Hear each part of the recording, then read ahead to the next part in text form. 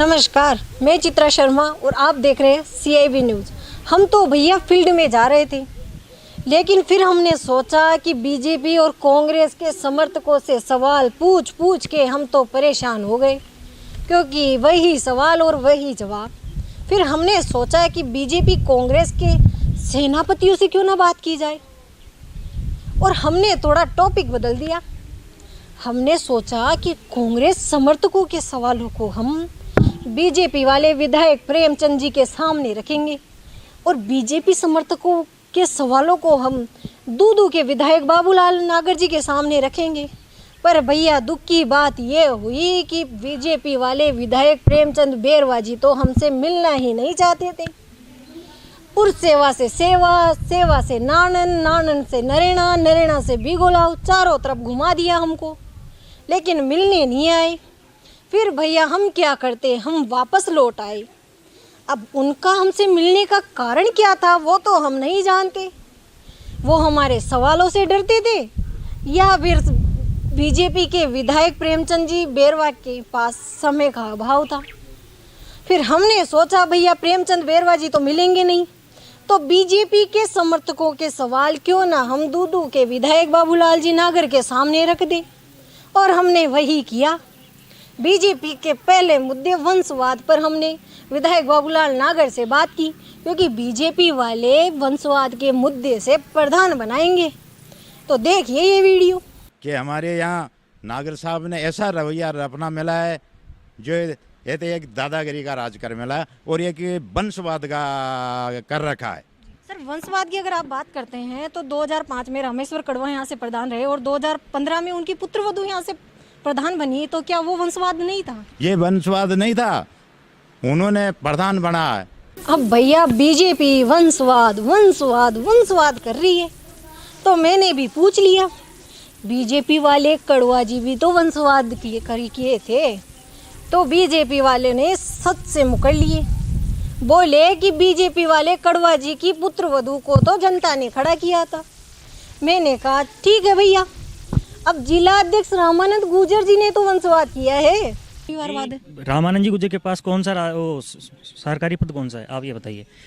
तो बोलने लगे जिला अध्यक्ष रामानंद गुर्जर जी के पास कौन सी सरकारी पद है, MLA का पद तो विधायक बाबूलाल नागर लिए बैठे हैं, उनके पास कौन सा सरकारी पद है। तो ऐसे में अगर उनको MPS का पद मिलता है, उनकी पुत्रवधू अगर MPS भी बनती है तो क्या गलत बात है, कम से कम उनके परिवार से कोई सरकारी पद पर तो रहेगा। मैंने सोचा बात तो सही है। कांग्रेस एक क्रिटिसाइज है, वंशवाद है। ये बताइए आप, MLA वो है, वो करके नियम बनाना चाहता है, सिटी मिलाना चाहता है, बेटा जिला परिषद में, प्रधान का भाव में। एक तो कांग्रेस में क्या है, वंशवाद की राजनीति चलती है। फिर भैया मुझसे रहा नहीं गया, मैंने विधायक महोदय से पूछ ही डाला कि बीजेपी काली मिर्च और गुड़ खा के लगातार चिल्ला रही है वंशवाद वंशवाद, आप सुनते क्यों नहीं हो। फिर भैया विधायक बाबूलाल नागर ने वंशवाद की वो धज्जियां उड़ाई है कि मैं तो बोल भी नहीं सकती, खुद ही सुन लीजिए।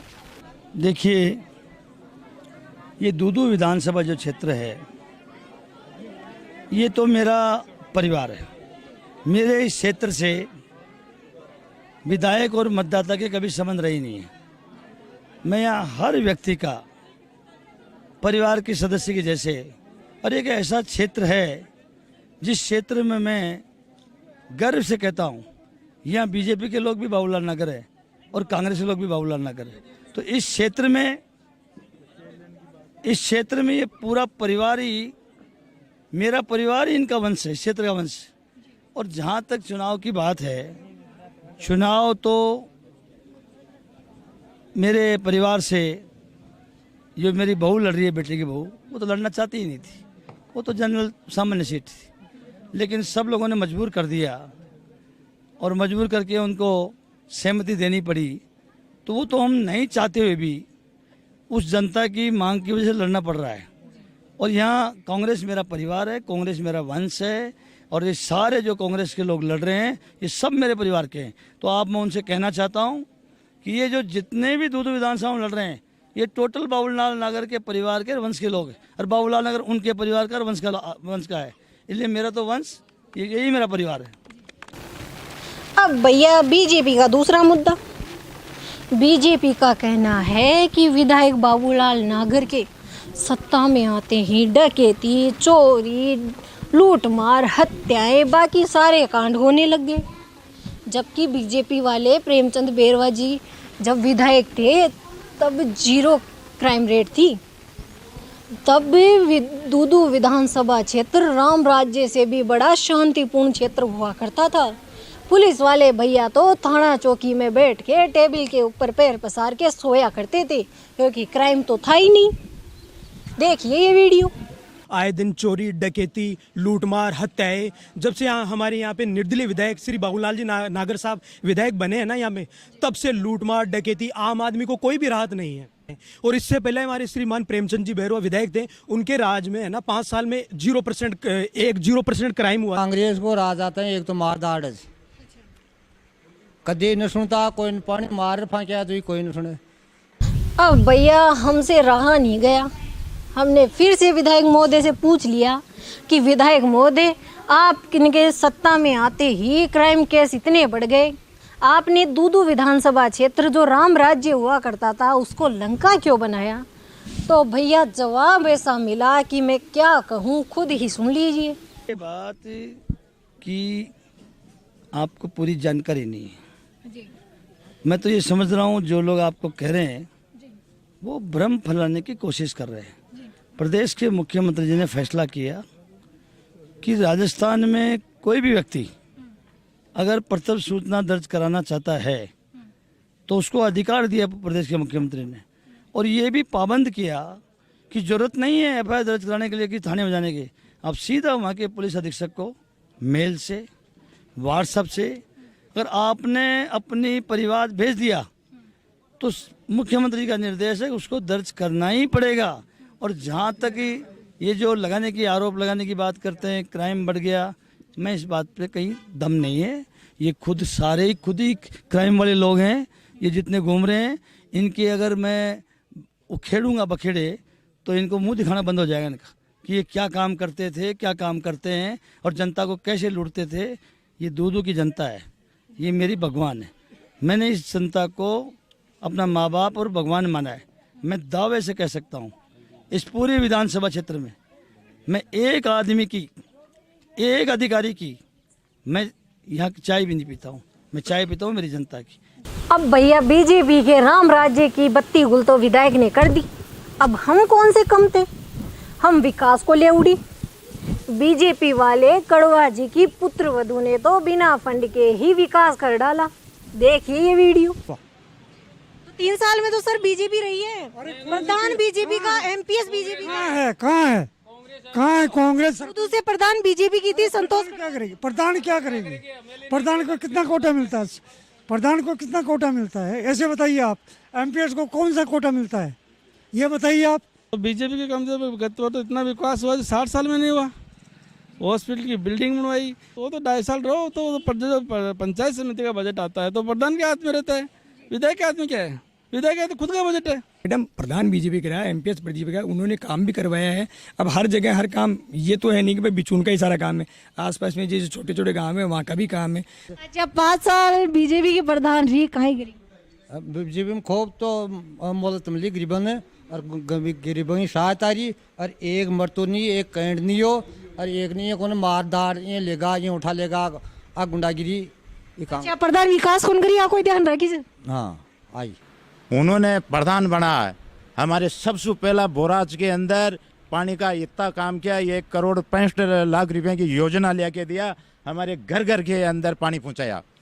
ऐसा पहली बार बोराज के अंदर। सर प्रधान ने के लिए आपने कहा कि यहाँ पर वो पानी लेके आए, और अभी आप मुद्दों के आधार पर बात कर रहे थे तो आपने कहा कि यहाँ की सबसे बड़ी समस्या पानी है, तो पानी कहाँ से आया? मैडम इनको जनता चुन के भेजी है। विधायक का फुल हस्तक्षेप रहता है, हर चीज में विधायक टांग लगाता है। पंचायत समिति से एमपीएस बीजेपी की बनती है और प्रधान बीजेपी की बनती है, तो विकास होगा सर? बिल्कुल होगा, पर जो प्रधान का बजट आता है। लेकिन विधायक बाबूलाल नागर का समय तो भी 2.5 साल आगे और है। तो 2.5 साल, हाँ तो वो तो 2.5 साल रहो तो जो पंचायत समिति का बजट आता है तो प्रधान के हाथ में रहता है। विधायक के हाथ में क्या है? प्रधान बीजेपी का था, लेकिन कांग्रेस यहाँ पे विकास कार्य करवाने नहीं देती थी, बजट नहीं देती थी, बिना बजट के विकास कार्य कहाँ से होगा? अभी आपने वीडियो में देखा है भैया, बीजेपी वाले कड़वा जी की पुत्रवधू ने तो बिना फंड के ही रोडें बनवा दी, गौरव पथ बनवा दिए, पानी वो ले आई, यहाँ तक कि बिचून की CHC बनवा डाली। अब भैया हमसे रहा नहीं गया, क्योंकि सवाल जुड़ा था बीजेपी वाले कड़वा जी से। तो हमने विधायक महोदय से पूछ लिया कि विधायक महोदय, आप तो फंड से पैसा खर्च करके, आप तो फंड से विकास करवा रहे हैं, आपके पास वो जादू की छड़ी क्यों नहीं है जो बीजेपी वाले कड़वा जी की पुत्रवधू के पास थी, जो उन्होंने बिना फंड के ही इतना विकास करवा डाला। तो भैया उन्होंने ऐसा जवाब दिया जिसे सुनकर मुझे तो ऐसा लगता है कि यहाँ तो विकास ही आएगा। देखिए ये वीडियो। कि जब मैं था विकास के काम कराता था, एक दौर ऐसा आया कि मैं उस समय नहीं था, देश के प्रधानमंत्री मोदी जी बन गए और राजस्थान के मुख्यमंत्री वसुंधरा जी बन गई उस दौर में, और यहाँ के विधायक भारतीय जनता पार्टी के बन गए, यहाँ के प्रधान भारतीय जनता पार्टी के बन गए और जिला प्रमुख यहाँ के भारतीय जनता पार्टी के बन गए। इन 5 सालों में जिनकी मैंने पेंशनें बांधी उनकी पेंशनें बंद कर दी, जिनके गेहूँ बांधे खास स्वयं जोड़े बहुतों के गेहूँ बंद कर दिए, नरेगा काम ही खत्म कर दिया। 73,000 जॉब कार्ड जिस पंचायत समिति में और 100 हाजिरी, मतलब 146 जॉब कार्डों को मिली एक साल में 110 जॉब कार्डों को मिला, नरेगा खात्मा कर दिया। अब जब मेरे समझ में नहीं बैठ रहा, मैंने कभी मोबाइल पे व्हाट्सएप पे देखा है कि बाबूलाल नगर ये कह रहा है कि कड़ी से कड़ी मिलाओ, नहीं तो हैंडपम्प का वास्ता ही नहीं लगेगा। मैं चुनौती दे रहा हूँ भारतीय जनता पार्टी के लोगों की, पूरे 5 साल में सरकारी रिकॉर्ड के अनुसार, जिम्मेदारी से कह रहा हूँ आपको, मेरी विधानसभा में 40 हैंडपम्प स्वीकृत किए गए हैं। इन 2-2.25 साल में मैंने 600 हैंडपम्प स्वीकृत करा के लगा दिए। जब वासर तो तब लगाओगे जब आप हैंडपम्प लगाओगे, जब आप हैंडपम्प ही नहीं लगा रहे हो तो वासर किसके लगाओगे। और इसके अलावा मैं कहना चाह रहा हूँ, जब आपकी दिल्ली में सरकार, राजस्थान में सरकार, आपकी दूधू में सरकार, जिला परिषद में सरकार, चारों तरफ पांचों आंगली बीजेपी के लोग छाए हुए थे, जब पता नहीं मेरे समझ में नहीं आ रहा, प्रधानमंत्री ग्रामीण सड़क योजना चुनौती दे रहा हूँ उनको मैं, एक सड़क का 5 साल का मुझे काम बता दें कि हमने प्रधानमंत्री ग्रामीण सड़क योजना में 5 साल में ये काम करा के लाए। एक नरेगा जो खात्मा ही कर दिया। तो जब इनकी सरकार होती है, ये विधायक मुख्यमंत्री और मंत्री और प्रधानमंत्री हैं, तो पता नहीं ऐसे क्या चमत्कार हो जाता है कि इनकी चलना बंद हो जाती है। और जब राजस्थान में कांग्रेस की सरकार आ जाती है, बाबूलाल नगर में फिर विधायक आ जाता है, फिर अचानक इनकी हमारी जो सरकार है तो इनकी ज़्यादा चलने लग जाती है। जनता को गुमराह करते हैं कि ये केंद्र सरकार की योजना है, ये राजस्थान सरकार की योजना है, ये फलाना योजना है। अरे भैया, तो तुम जब तुम्हारी दिल्ली में प्रधानमंत्री, राजस्थान में मुख्यमंत्री, सब जगह तुम्हारी 5 जगह बीजेपी की सरकार थी, तो जब तुम्हारी चलना कैसे बंद हो जाती है। और जब मैं आ जाता हूँ तो फिर तुम ये कहने लग जाते हो कि ये हम विकास का काम ला रहे हैं। तो ये भ्रम फैलाने का मामला है। मैं आपसे निवेदन करूँगा कि मैंने इस जनता को देखा है, ये केवल भाषण देने का काम करते हैं। इस 1.5 साल में इन्होंने बावड़ के ये भी नहीं देखा कि 4-4 महीने तक लॉकडाउन लगा है, गरीब आदमी के पीपे में आटा भी है कि नहीं है। या तो प्रदेश के मुख्यमंत्री जी ने इस पूरे राजस्थान के जितने भी लोग हैं जो खाद्य सुरक्षा से जुड़े हुए हैं, BPL है, अंत्योदय हैं, जिनको पेंशन मिलती है, सबको उन्होंने 3 महीने में 3,500 रुपये उनके खाते में डाले। तो गरीबों ने इस लॉकडाउन में आटा लाया। या मेरी विधानसभा में, चाहे मेरा विधायक कोष हो, चाहे यहाँ के भामाशाह को सेवक हो, 4 करोड़ से ज़्यादा राशि के मैंने खाने के सूखे राशन के पैकेट मेरी जनता को उपलब्ध कराए हैं। इसलिए मैं कहना चाहूँगा, ये इन्होंने कभी भी आके जनता की सुध नहीं ली। अब ये जब जनता में आए हैं तो इनको ये जवाब मिल रहा है। 29 तारीख को ये दूधू की जनता बताएगी कि 29 तारीख को दूधू जनता बताएगी कि इस दूधू की जनता का कौन तो रक्षक है, कौन इसका सेवक है और कौन इस जनता को गुमराह करने का काम करते हैं। मेरे विधानसभा की 60 किलोमीटर रोड मेला से लेकर किशनगढ़ सीमा तक 6 लाइन GVK एक्सप्रेस हाईवे का ये BOT प्रोजेक्ट है। मेरे विधानसभा में 5 ऐसी जगह है जहाँ चौराहे हैं, मेला, गाड़ोता, मोखमपुरा, सावरदा और पड़ासली। इस जो 2 टोल हैं इस रोड पे, एक किशनगढ़ में है, एक ठिकरिया में। 90-95 लाख रुपए पर डे का कलेक्शन है और रोज मेरे इन चौराहे पे लोग मर रहे हैं। अब ये केंद्र सरकार का कार्य क्षेत्र है, लेकिन जब मैंने राज्य सरकार के मुख्यमंत्री, राजस्थान के मुख्यमंत्री जी को मैंने मेरी पीड़ा बताई, उन्होंने केंद्र सरकार को लिखा कि भाई इस विधायक ने एक तकलीफ है इसकी कि 60 किलोमीटर रोड पे 5 जगह ऐसी जगह है जहाँ रोज एक्सीडेंट हो रहे हैं, तो इस पे आपको जब इतना कलेक्शन आता है, सरकार को इतना पैसा मिलता है, ठेकेदार को इतना पैसा मिलता है, तो उन्होंने यहाँ NHAI वालों को निरीक्षण करने के डायरेक्शन दिए।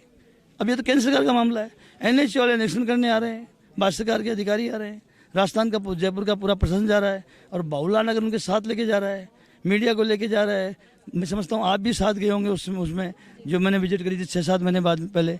तो अब जब 1 महीने बाद में सर्वे का आदेश आता है, इसके बाद में 125 करोड़ रुपए मेरे पांचों जो ये मरीजों के पैसे मंजूर हो गए। अब मैं ये समझ में नहीं आ रहा कि अब मैं समय पे कोई बात उठाता हूँ, समय पे कोई बात को रहता हूँ, कन्वेंस करता हूँ जनता की समस्या से। अब ये कल ना ये भी शुरू कर देंगे कि तो केंद्र सरकार का मामला था, ये बाबूलाल नगर कैसे हमारे अधिकार बंद कर दिए, हमारे एमपीज के कैसे हाथ बंद कर दिए, ये एमपी को हाथ हिलाना चाहिए था, केंद्र को हमारे बीजेपी के नेताओं को हाथ हिलाना चाहिए था, ये बाबूलाल नगर हाथ हिला रहा है, पूरे मीडिया को ले जा रहा है और इसके बाद कामयाब भी हो जाता है और 125 करोड़ रुपये मंजूरी भी करा देता है। तीन और भी जो होंगे तो टेंडर भी लग गए। तो ये जो काम करता है प्रधानमंत्री ग्रामीण सड़क योजना, आज पूरे जयपुर जिले का 50% पैसा मेरी विधानसभा में, लेकिन ये केंद्र सरकार के जो अपने आप को प्रतिनिधि बताने की बात कर रहे हैं, इनको यही पता नहीं कि रोड किधर है, इसमें किधर सीमेंट बनी हुई है, इधर किधर नाली बनी हुई है, कहाँ ये रोड किधर से घूम के जा रही है। तो केवल हवा में कागजों से काम नहीं चलता है। इन्होंने तो केवल एक ही काम किया है कि यहाँ का जो विकास था उसको रोकने का काम किया है, जो विश्व की योजना में लाया उसको खंडन कर दिया इन्होंने। अब वापस मैंने प्रदेश के मुख्यमंत्री जी ने अपने बजट घोषणा में पूरी विधानसभा के 233 गांवों में हर घर में टूटी लगाने की घोषणा करी है। अब ये योजना इस तरह की है, 50% पैसा केंद्र सरकार देगा, 50% राज्य सरकार देगा। अब राजस्थान का मुख्यमंत्री से यहाँ का विधायक, यहाँ के जनता, यहाँ के कार्यकर्ता लोग जाकर उनसे घोषणा कराएं कि आप बजट में घोषणा करो कि हमारे हर घर में टूटी लगाओगे। अब फिर उसमें यहाँ कोई बीजेपी का नेता आके ये कहे कि इसमें केंद्र सरकार का भी कोई योगदान है। प्रदेश के मुख्यमंत्री घोषणा कर रहे हैं, आप जिस बिचौन की सड़क की बात कर रहे हैं, प्रदेश के मुख्यमंत्री ने बजट घोषणा में उसको सैंक्शन करी है, बजट घोषणा में उसको स्वीकृति जारी करी है, और फिर यहाँ कोई आदमी है कि हमने करवाई। ये सब इनकी कथनी और करनी में इतना अंतर है, ये बौखला गए हैं, इनकी समझ में आ गई है। पिछले 2-3 दिन से आप देख रहे होंगे किस तरह से लोगों के वोटों को गुमराह करने के लिए कैसे आरोप लगाए जाते हैं और किस तरह से वो उनके बेपर्दा होते हैं। ये तो साइबर टीम है, हमारी पुलिस की तंत्र बहुत मजबूत है, जिसने 2 दिन में 50,000 मोबाइल्स के एक्सरसाइज करी है और 1 दिन 2 दिन में इनका पर्दा उखाड़ दिया और ये तय जनता के सामने इनका असली मुखौटा दिखा दिया कि ये जो करते हैं ये भाईचारा खराब करने का, सद्भाव खराब करने का, केवल चुनाव जीतने के लिए करते हैं। लेकिन इनको ये पता ही नहीं है बाबूलाल नगर तो कांग्रेस भी बाबूलाल नगर की है, बीजेपी भी बाबूलाल नगर का है। जीवन में बाबूलाल नगर ने 5 चुनाव लड़े जनता के, 5 बार चुनाव जीता हूँ। एक बार मुझे निर्दलीय भी लड़ना पड़ा था सिलेंडर से, और मुझे खुशी इस बात की मेरी जनता ने मुझे साथ दिया और मेरे इतने वोट आए, 80,000 वोट, जो कभी कांग्रेस लड़ा तब भी नहीं आए। तो ये दूधू की जो जनता है ना, ये सब जानती है उनका कौन समय पे काम आता है। अब मैं दावे से कह सकता हूँ, मुझे इन्होंने पूरे 5 साल केवल मेरे विकास को रोकने का काम किया है। इन्होंने पूरा बंटा ढाल कर दिया है, इनकी पूरी तरह से जनता में साख खत्म हो गई है। और जब आने वाला समय, जब चुनाव का नतीजा आएगा, तो इनको अपनी हैसियत का भी पता पड़ जाएगा कि जनता के बीच में इनका क्या भाव है। इसलिए सब जगह आज जिस तरह से प्रदेश के मुख्यमंत्री ने कोरोना का मैनेजमेंट किया है, राजस्थान की जनता को एतबार पैदा किया है, ये विश्वास दे दिया है कि चिंता करने की जरूरत नहीं है, ये सरकार राजस्थान के आम आदमी के साथ है, तो ये बौखला गए। अब इनके नारे वारे सब खत्म हो गए। सर दूदू विधानसभा क्षेत्र में तीनों पंचायत समितियों में जीत को लेकर कितने आश्वस्त है कांग्रेस की? देखिए, फिर मैं आपसे कहना चाह रहा हूँ, ये जो तीनों पंचायत समितियां हैं, ये विधानसभा क्षेत्र दूदू का कार्य क्षेत्र है और यहाँ का हर व्यक्ति कुछ चुनिंदा नेताओं को छोड़कर यहाँ की सब जनता बाबूलाल नगर की है, यहाँ की सब जनता बाबूलाल नगर की है। इसलिए जब जनता ही बाबूलाल नगर की है तो तीनों ही जगह जो जनता का भला है वो फैसला यहाँ की जनता करेगी और तीनों ही जगह हमारे कांग्रेस के प्रधान बनेंगे। हमारे जयपुर में जिला प्रमुख बनाएंगे। हम जयपुर में जिला प्रमुख अभी तक हम एक ही बार बना पाए। मेरे छोटे भाई हजारलाल नगर जयपुर जिला प्रमुख रहे। आज तक जब से ये चल रहा है सीधा जो इस चुनाव का, तब से भारतीय जनता पार्टी के ही जिला प्रमुख रहे हैं। लेकिन इस बार हमें विश्वास कि हम वापस जयपुर का जिला प्रमुख कांग्रेस का बनाएंगे। अब भैया तीनों जवाब और तीनों सवाल आपने सुन लिए हैं। हम तो बीजेपी की पैरवी लेके गए थे विधायक महोदय के पास और जवाब ऐसे मिले कि हमें तो उल्टे पैर भागना पड़ा और वहां तो उल्टी गंगा बह गई। विधायक साहब ने सीधा चैलेंज कर दिया बीजेपी को विकास के मामले में। वो तो पहले भी कहते थे और अब भी बोल रहे हैं कि बीजेपी ने कभी हेडपंप के वासर भी लगाया है। अब भैया प्रेमचंद बेरवा जी बीजेपी के विधायक हमारे से बात करते, हमारे कैमरे के सामने आते हैं और बताते हैं कि उन्होंने कितने हेडपंप के वासर लगाए हैं, तब तो हम समझ पाते। लेकिन भैया अब हम कुछ ना कर सकते। अब हालात आपके सामने हैं, किसे आप लाएंगे और किसे आप नहीं लाएंगे ये तो आपकी मर्जी है। हमने तो आपके सामने बता दिया है, सारी बात हमने खुल के कर ली है। अब आपकी इच्छा है भैया। अब मैं तो विदा लेती हूँ। अगर वीडियो पसंद आए तो शेयर कर दीजिएगा। राम राम।